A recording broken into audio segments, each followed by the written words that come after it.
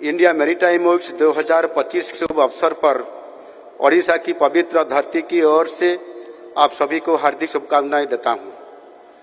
देश को 2047 तक विकसित भारत बनाने की माननीय यशस्वी प्रधानमंत्री श्री नरेंद्र मोदी जी की संकल्प को साकार करने के लिए कार्यरत दूरदर्शी नेता और केंद्रीय मंत्री श्री अमित शाह जी की गरिमामय उपस्थित ये कार्यक्रम को और भी सार्थकता है।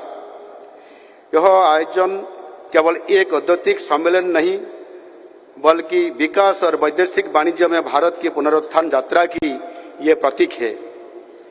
प्रधानमंत्री श्री नरेंद्र मोदी जी के दूरदर्शी नेतृत्व में भारत ने समुद्री क्षेत्र को राष्ट्रीय विकास की धुरी बनाया है। Ports for prosperity, shipping for आत्म भारत का मंत्र आज भारत को वैदेशिक व्यापार के नए मानचित्र पर स्थापित कर रहा है। सागरमाला, भारतमाला और ब्लू इकोनॉमी जैसे अभिनव योजनाओं ने हमारे तटीय राज्यों की अर्थव्यवस्था को नई ऊर्जा दी है। ओडिशा की परिप्रेक्ष्य में हमारा पास अब 575 किलोमीटर लंबा कोस्ट लाइन है और हम तेजी से हमारा पूर्व प्रांत में भारत के मैरीटाइम गेटवे के रूप में उभर रहे हैं। नई ओडिशा अब असीम संभावना और अवसर की प्रतीक बन चुका है। जैसा प्रधानमंत्री नरेंद्र मोदी जी ये बार बार कहते आए हैं कि ओडिशा उनके पूर्वोदय के परिकल्पना की केंद्र बिंदु है।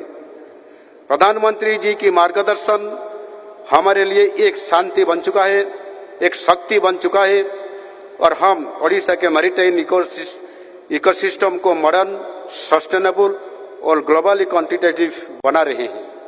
हम ओडिशा के लिए बड़ा सोचते हैं, इसलिए 2047 तक हमारा ओडिशा की बंदरगाहों की कैपेसिटी सालाना 500 मिलियन टन बढ़ाने का लक्ष्य रखा है।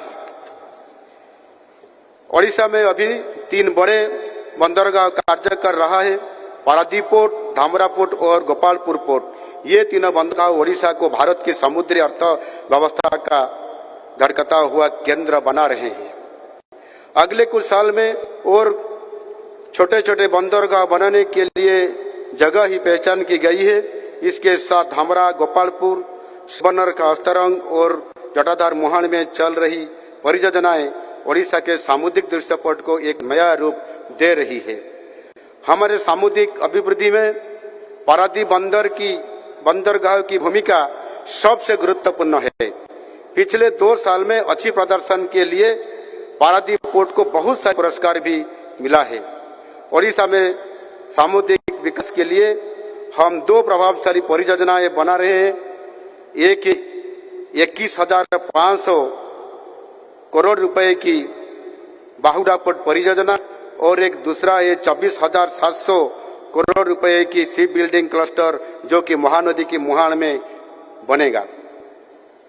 ये दोनों प्रोजेक्ट्स हमारे समुद्री तट का व्यापार और उद्योग क्षेत्र की एक केंद्र स्थल बनाएगी और निवेश तथा रोजगार के असीम संभावना सृष्टि करेगी। आप सबको मालूम है कि ओडिशा खनिज संपद से धनी है। देश की दूसरा सबसे ज्यादा खनिज ओडिशा में पाया जाता है। खनिज संपदा से धनी देश के 3 सबसे बड़ा राज्यों में से सिर्फ ओडिशा में ही अच्छी खासी कोस्ट लाइन और विकसित बंदरगाह भी है। इसलिए पोर्ट, रेल, रोड और एयर कनेक्टिविटी दृष्टिकोण से ओडिशा सबसे अच्छे स्थान पर है। हमारा लक्ष्य सिर्फ सामुद्रिक व्यापार और उद्योग में सीमित नहीं है। हम बंगाल की खाड़ी में पर्यटन, अवकाश और मनोरंजन की अपार संभावना देखते हैं। भगवान जगन्नाथ जी की पवित्र भूमि क्षेत्र पुरी में एक क्रूज टर्मिनल का विकास किया जा रहा है। चिल्का झील के आसपास इको टूरिज्म का विकास के लिए कदम लिया जा रहा है। इससे निरंतर और समावेशी विकास के लिए नई मार्ग खुल रहा है। हमारी सरकार ने 2036 तक समृद्ध ओडिशा बनाने का लक्ष्य रखा है, क्योंकि 2036 में ओडिशा स्वतंत्र राज्य गठन की 100 साल का पूर्ति मनाएगा। ये विजन के बहुत तहत हम ओडिशा की इकोनॉमी को $500 ट्रिलियन बनाने का लक्ष्य रखे हैं। ये परिकल्पना में निर्यात और पोर्ट लेड इकोनॉमी की जरूरत है। हम इसी दिशा में कार्यरत हैं। इस अवसर पर मैं भारत के साथ सारी दुनिया के उद्योगपतियों से आग्रह करूंगा, आइए ओडिशा में निवेश कीजिए, न सिर्फ शिपिंग सेक्टर में बल्कि किसी भी क्षेत्र में। ओडिशा आपके लिए तैयार है। कम इन्वेस्ट इन ओडिशा, क्योंकि यही समय है, सही समय है। आज जब हम भारत मैरीटाइम वीक का उत्सव मना रहे हैं, तब हमें ये कल्पना लेना चाहिए कि हमें ये संकल्प लेना चाहिए कि भारत की समुद्री सीमाएं केवल भौगोलिक नहीं बल्कि आत्मविश्वास और प्रगति की सीमाएं हैं। मैं फिर से ये भव्य और सार्थक आयोजन के लिए माननीय मुख्यमंत्री श्री फडणवीस जी को धन्यवाद अर्पण करता हूं। भारत सरकार ने ओडिशा के मैरीटाइम पोटेंशियल के सफल रूपायन में हमेशा हमारा साथ दिया है।